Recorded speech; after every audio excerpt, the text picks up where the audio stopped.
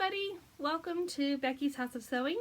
I am Becky and this is my house, and this is where we talk about all things thread and needle, mostly quilting, like the Halo quilt,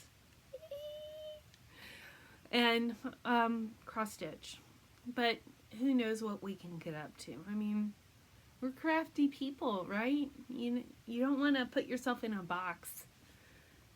I know I don't. So, it's been a wild and woolly 11 days since I filmed last. And I have gotten the Halo quilt done. And I'm sorry it's at an angle, but let's just peruse her in all her glory. The quilt top is complete. And as I joke, all that's left to do is now to make the back, to baste it together, to quilt it, to bind it, to label it. So I'm almost done, right? Well, I am almost done because I did get some of I do have a back for it. Woohoo! I just pieced a back together in hopes that it would help really oh, excuse me. In hopes that it would alleviate some of the fabrics that I have pulled and not put back yet. It helped a little bit. So I picked my batting. I have some batting on hand. So I've got my batting ready to go, my back ready to go. Now I just need to clear some room out so I can use my cutting table to baste it together and start quilting. I'm very excited. I don't practice quilting or free motion quilting enough to feel confident about doing that. I think I'll just do straight line quilting on this and try to do a lot of it so that I'm confident that my very scant seams will stay together. But what a big accomplishment. I have stayed up late several nights to the point where my husband is like, you need to go to bed. And I turn to him and I say, I'm an adult. I'll do what I want. And paid for it later, but you know. I believe I had filmed on a Sunday and I had a little cough, which I still have, and it was because I got sick. I'm better. But in true Becky style, I have still the congestion and a little bit of a cough. But it continues to improve, so we'll see how long that lasts. And it's the height of spring and allergy season, so that also doesn't help. Had some pretty bad headaches. But I have survived. And survived to show you the Halo quilt. I'm so glad. She is done. I am so glad. I haven't worked at all on any stitching on the peacock, a unicorn, a badger. So enjoy the break from it. I'm not done stitching her. I'm not mad at her in any way. I've just been distracted with other things. And I was so close to a finish on the funky chickens that I kind of got obsessed. And I have a fully finished object. Yay! So here she is. Little tail flap. And I just love that nose. Isn't that beak glorious? I did this on called for 28 count. I did this on a mystery Lugana that I got out of my stash, or out of my mom and grandmother's stash that has become mine. I was so excited about finishing her. I did it on the sewing machine, and I would recommend doing it by hand, and I'll do it by hand on the next two. Just because I tried to get close, but I could have gotten closer by hand stitching it. It looks marvelous. I'm just showing you that if you're interested in doing this, you can get things much more lined up if you do it by hand. So follow the directions. But the best part, I alluded to it the last time, is that each one has a saying. And I said this a lot while doing her. Not that it was a hard stitch at all, but when I started doing the words, and they're still a little, they're not to the chart. This is my adaptation. It looks great, but yeah, it was hard to count a little bit, and I also said it to myself in the middle of stitching this. It's like, why are some of these threads so different? I did a sulky conversion for this, and I had gotten the sulky threads at QuiltCon, and I didn't know much about sulky threads except that, like, it's a 12 weight, so it's kind of equivalent to 2-ply DMC. As I was looking closer at the spools, some of the colors I picked are acrylics and not cottons. Ay, for cluck's sake. And that explained the difference. For what I'm using it for, it's perfectly fine. It's not a bad thread at all. I will say that I did prefer the cottons to the acrylics, but I mean, you can't tell what is what once it's done. And it's really cute. So that was it, for cluck's sake. So yay! A finished quilt top, a fully finished chicken. What could be better? I know. Let's go shopping. The local quilt group that I am part of a local quilt group, but the local stitch group, I was about to say it again, that I stitch with a couple ladies that are lovely. I love them lots. They wanted to go to our local LNS, our local needle shop, which sadly is not in Rock Hill anymore. So close. It was only 30 minutes away. We now have the Stitchin' Kitten is the closest. The next closest to us is kind of more in Waynesville, North Carolina. There's Annabelle's, and that's open up there, and that's really kind of, we also have in Greensboro, Stitch Point Unfriendly is also a needle workshop that's kind of pseudo local to us. So we decided to pile in the car on Wednesday, and we went shopping. So you want to see what I got? I went specifically to go get threads. I didn't really have anything else in mind, but don't worry, there's more. So I wanted to get, because I got bobbin, as I believe I showed last time. So I got bobbin's threads, and let me pull them out because they're really pretty. Bobbins called for material as a 36 count, and I have 40 count platinum on hand, and I had an abandoned chart. I believe this was the cedar waxwing chart, and I unstitched. I had some of it stitched and I just wasn't liking it, so I abandoned it. So I unpicked it, which I need to doctor it up. I still see a little shadows there. But I think these are going to look nice on it. Ooh, it got shadowy. It just kind of, the sun is setting. I'm losing my sunlight. So I got bobbin's threads. I got threads DMCs, which I know I probably could get them cheaper somewhere else, but let's support our local needle workshop. And let's face it, getting to Michael's or Joann's for me it's not necessarily on the way, and it's not easy to order them on online and just go pick up, because I would do that all day long.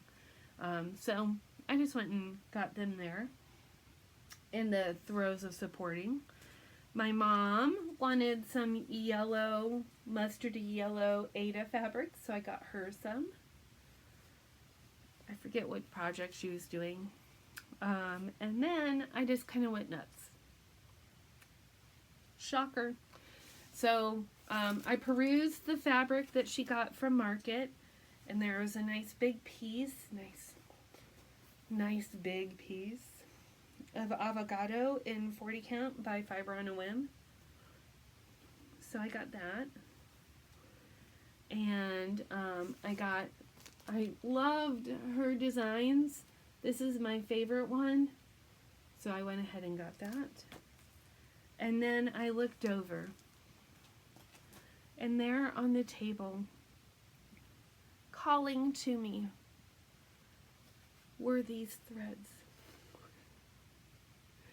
They're Valon Threads, which I love, love, love, love, love. Love Valon Threads.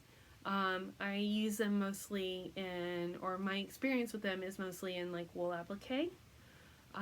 They are a family-owned business from Italy, I believe. If you would like to see a full collection of all the colors, the Rusty Crow in the Outer Banks, North Carolina, is a American distributor for them. So they have all the colors all the time. And if you live near the Outer Banks and you are into fabric, like cotton fabric, quilting fabric, in store only, she sells her fabric for $5 a yard. That's almost worth a trip to the Outer Banks. Those threads go with this pattern, which is a very pretty pattern, not very impactful until you see the threads. They are gorgeous. Now, when I got this, I was like, oh great, I'm buying fabric. That'll be perfect. I did not read all of the words. I read some of the words. I was looking at the design stitches, and I knew I had plenty of fabric for this. This is not ginormous. It's no peacock, a unicorn, a badger. It is also not small either. It's 288 by 157. But, I mean, there's plenty of fabric in between those. And isn't it pretty? I can't wait to put my initial in there. It's going to be nice. But they used 28 count. I tested the Valon on a couple different fabrics that I owned, and anything like in the 40s were definitely too tight. 32 was still not working. It was kind of squishing the Valon, and these threads just need to shine. So I went diving into the stash I have from my mom and my grandma, and I found this. This is actually a 24 count. I counted the threads. What's called for is 28 count. And this will have a little tighter margin left to right. It'll have just shy of 2 inches margin, which will still work. I doubt I'll lace this or frame it, but I'll figure it out. These threads look really nice. The only one that's kind of questionable is this guy, and it's still got enough variegation that's gonna be fine. Let me pull this guy out. I mean, look how cute these are. I mean, seriously, people. But that's gonna look very nice. So, an unexpected, fully kitted project just waiting to be started. I first need to make a bag. So I'm looking forward to making a couple bags up for those. So what I did. I have also, there's been all this fun talk about modern folk embroidery and Jacob's Sal that Cardamom Pins started this sleeper sal for. I think it's Modern Folk Embroidery Sleeper Sal. So if you want to follow the hashtag on Instagram. And so I thought I would just show, I have a Modern Folk Embroidery stitch going that I haven't done any work on, but I thought I'd show you. This is on the free app called Silk, S-I-L-K. They have a lot of cool charts that you can buy on there and download and then mark off as you do. If you are into counting your progress by percentage or stitches, this is a great app to use it on. And they have a lot of different designers. Of course, it's a little more limited, but it's still got quite a bit of variety. But this is Little Birds by Modern Folk Embroidery. And I started this because I wanted to try Roxy Flosstube threads. So I bought some charcoal of Roxy Flosstube. And I stole some fabric out of a design that I had gotten an exclusive chart at the time, and now everything is released, so if you wanted to buy it, you could. I got it from an Australian shop, the Stitcher's Merchant, because it's all fox and rabbit, and I got dust bunnies, or the dust bunny in 40 count, and this is a great color. So if you are interested in like a light gray mottled material, feel free to have this one. It is really a beautiful fabric. And this is my progress. I have not stitched on her lately, but isn't that Roxy Flosstube pretty? I didn't want something that was highly variegated, so this has a very, very light variegation, but there is some in there. And I thought that would be fun to participate, so follow along with that. I've had this out on my on the arm of my couch near where I stitch. I think I would like to do this. This is Catherine Berenger. I forget the name of the company that did this, but this was a wool sampler. I did the DMC conversion to it, and I think I'm gonna stitch this, finish it by doing the hem stitch, and just kind of get some clips and hang it up because I like to look at it. I had finished that a while ago. I know I shared that with you before, but and then I wanted to, did I say what I was using the DMCs for? I don't think I did. So I am gonna do Carolyn Manning Desert Morning. They're 4 little smalls. I don't know if I'm gonna do them all together. I might do them individually, but that's what these bad boys are. That I got it, the Stitching Kitten. If you're near there, go down. It's a great shop. They're very helpful. Mia, what are you chewing on? Mia, what are you chewing on? Are you being a bad girl? Julie, what'd I do? Sorry about that, people. I want to, before I end, I wanted to say happy birthday, Ron. I hope you're enjoying your time in the mountains or at the wineries, wherever you are.